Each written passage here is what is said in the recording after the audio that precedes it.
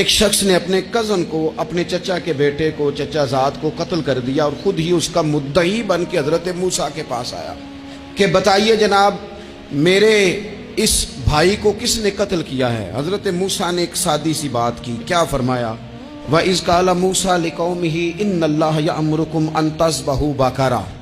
حضرت موسیٰ علیہ السلام نے اپنی قوم سے کہا کہ اللہ تمہیں حکم دیتا ہے کہ ایک گائے ذبح کرو، گائے کا کچھ حصہ مقتول کو مارو، وہ خود اٹھ کے بتا دے گا مجھے کس نے قتل کیا ہے۔ یہ پہلا سپارہ ہے قرآن مجید کا، آپ اس کو دیکھ لیں، یہ آیت نمبر 67 سے شروع ہو رہا ہے۔ تو اب وہ چونکہ ذبح کرنا نہیں چاہ رہا تھا، اس کو پتا تھا کہ مجرم تو میں خود ہوں، وہ ذبح چونکہ کرنا نہیں چاہ رہا تھا، اس سے کہا کہ مارو ایک حصہ گائے کا، اس کو تو یہ اٹھ کے بتا دے گا۔ تو اس نے جواب کیا دیا؟ قالوا اتتخذون ہزوا، کہنے لگا آپ میرے ساتھ مذاق کرتے ہیں، کبھی ایسا بھی ہوا ہے؟ قال اعوذ باللہ ان اکون من الجاہلین، حضرت موسیٰ علیہ السلام فرمانے لگے میں اللہ کی پناہ مانگتا ہوں میں جاہلوں میں سے ہو۔ جب کہا نہیں ذبح کرنی ہے تو اب ذرا دیکھیے کرنا نہیں نہ چاہ رہے۔ قالوا ادع لنا ربک یبین لنا ما ہی، کہنے لگے اے موسیٰ پھر آپ نہ رب سے دعا کریں کہ وہ ذرا کھول کے بتائے وہ گائیں کس طرح کی ہو، ارادہ نہیں نا ذبح کرنے، آپ دعا کریں۔ قال انہ یقول انہا بقرۃ لا فارض ولا بکر، فرمایا کہ رب کہتا ہے وہ گائے نہ بوڑھی ہو نہ زیادہ بچیا ہو، عوان بین ذالک، ان کے درمیان ہو، یعنی جوان گائے ہو۔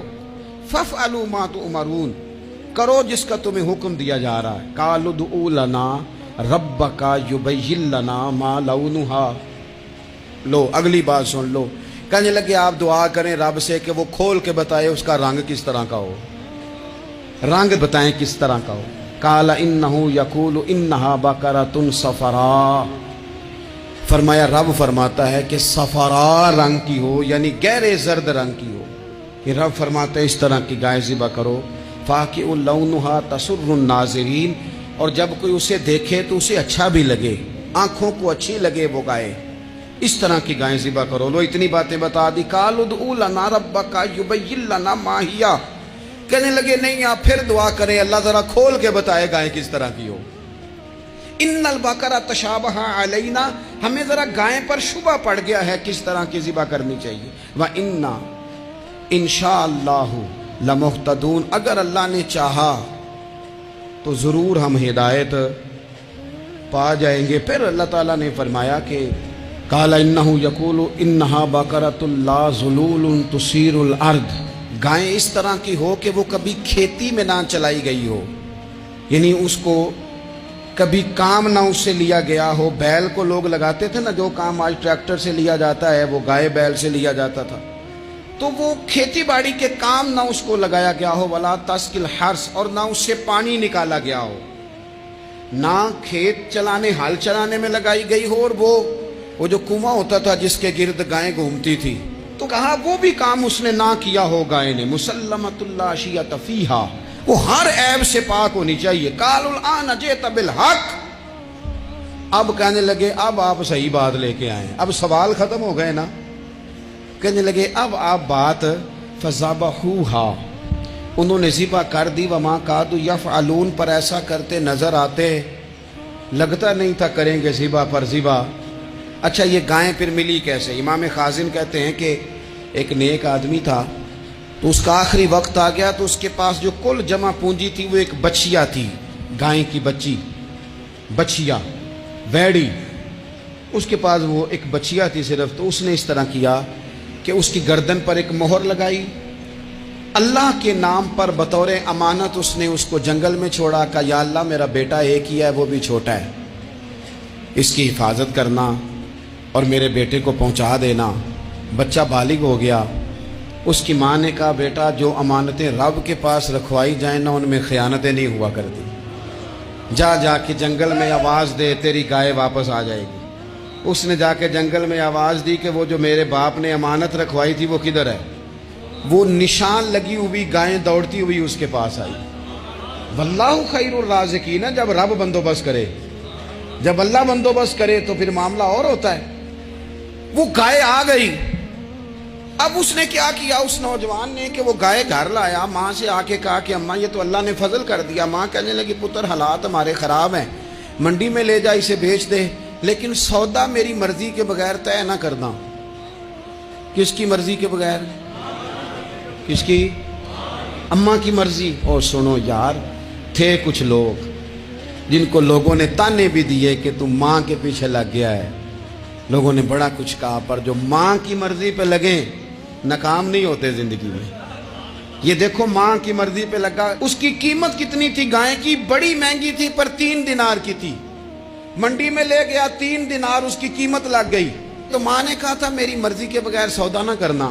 اب بچے تو نہیں نہ مانتے، اماں کو کیا پتا باہر بزنس کیا ہے، لین دین کیا ہے، پر ماں نے کہا تھا میری مرضی۔ بندہ دے رہا ہے اسے 3 دینار، اس نے کہا جی میں نے طے تب کرنا ہے، ڈن تب کرنا ہے، پہلے اماں سے پوچھنا ہے۔ گھر جا کے اماں سے پوچھا، اماں کہنے لگی دے دے۔ واپس آیا تو اس نے کہا کہ میں 6 دینار دیتا ہوں، پر میری شرط ہے ماں سے نہیں پوچھنا۔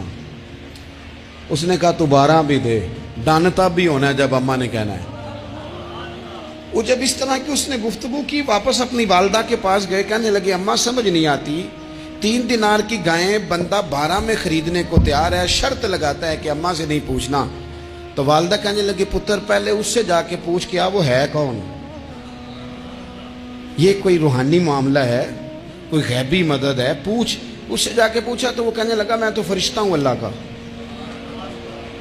تو نے گائیں بیچنی نہیں، اس لیے کہ تیرا باپ بھی نیک ہے، تیری ماں بھی نیک ہے، رب تیرے رزق میں برکت پیدا فرمانا چاہتا ہے۔ ماں باپ نیک ہونا، رزق میں برکت ہو جاتی ہے۔ ماں باپ نیک ہوں، ان کی صالحیت کا اثر پہنچتا ہے بچوں تک۔ رزق حلال کما کے لانے والے ہوں تو گھر میں برکت ہوتی ہے۔ جا کے کہا کہ تیرے ماں باپ نیک تھے، اسے نہ بیچنا گائے کو، تو کیا کریں؟ کہنے لگے بنی اسرائیل والے سوال کر کر کے خود مشکل میں آ گئے۔ اب وہ ایسی گائے جو جوان بھی ہو، یہاں تو ہر غریب آدمی اپنی گائیں یہاں لگا دیتا ہے، کھیتی باڑی میں یہاں لگا دیتا ہے، کنویں میں پانی نکالنے میں تو یہاں تو ہر ایک کی گائیں، تو ایسی گائیں جس کا رنگ بھی اتنا پیارا ہو، زیادہ بوڑھی زیادہ بچی بھی نہ ہو، اور ابھی تک کھیت میں بھی نہ لگی ہو، وہ سوائے تیرے کہیں نہیں ہے۔ اس نے کہا چل پھر مہربانی کر بتا میں کتنے کو دوں گائیں، اگر وہ آ جائیں تو کتنے کو بیچنی ہے؟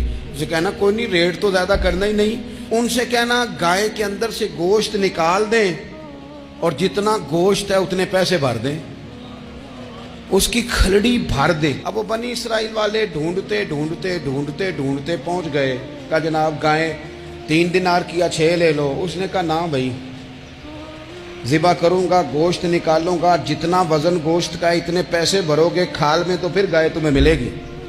اب مجبور تھے، کیا کرتے؟ ابن کثیر حدیث لائے ہیں، امام سیوطی نے در منصور میں بھی لکھی ہے، نبی پاک صلی اللہ علیہ وسلم نے فرمایا سنو جوانوں، اور اسے دل کی تختی پہ لکھو، نبی پاک علیہ السلام نے فرمایا اگر بنی اسرائیل والے زیادہ سوال نہ کرتے تو اتنی مشکل کا شکار نہ ہوتے۔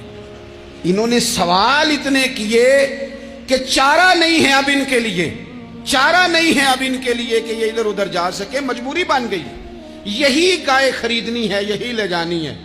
اب اتنا سارا مال جمع کر کے وہ گائے خریدی، ذبح کی، تو مقتول کو جب اس کا ایک حصہ مارا تو اس نے اٹھ کے کہہ دیا یہ جو مدعی بنا ہوا ہے نا، یہی تو میرا قاتل ہے، یہی تو میرا قاتل ہے، یہی تو ہے جس نے یہ سارا کام کیا۔